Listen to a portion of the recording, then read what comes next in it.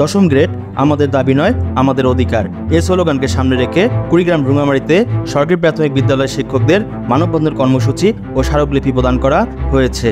উপজেলা নির্বাহী অফিসারের মাধ্যমে প্রধান উপদেষ্টা বরাবর এ স্মারকলিপি দেয়া হয়। উপজেলা নির্বাহী অফিসার গোলাম ফেরদৌস এ স্মারকলিপি গ্রহণ করেন। বৃহস্পতিবার ৩ অক্টোবর বিকালে কলেজ মোড় ভ্রুঙ্গামারীতে উপজেলা প্রাথমিক সহকারী শিক্ষকবৃন্দের আয়োজনে বৈষম্য নিরসনে এক দফা এক দাবি মানববন্ধন কর্মসূচিতে উপজেলা সরকারি প্রাথমিক বিদ্যালয় শিক্ষকদের পক্ষে বক্তব্য রাখেন শিক্ষক নেতা আলাউদ্দিন সরকার, সোহেল রানা, রোকনউদ্দৌলা রাসেল, সজিবুর রহমান, আজাদুল ইসলাম, দুলাল হোসেন, শাহিনুর আলম, মঈন উদ্দিন। অন্যান্যদের মধ্যে উপস্থিত ছিলেন শিক্ষক নেতা শামীম সিদ্দিকী, মমতাজ মণ্ডল, জান্নাতুল ফেরদৌস জেরিন, মেহনাজ সুলতানা, সহকারী শিক্ষক শিরিন আক্তার হাসি, রোকনউদ্দৌলা রোকন, হামিদুল ইসলাম।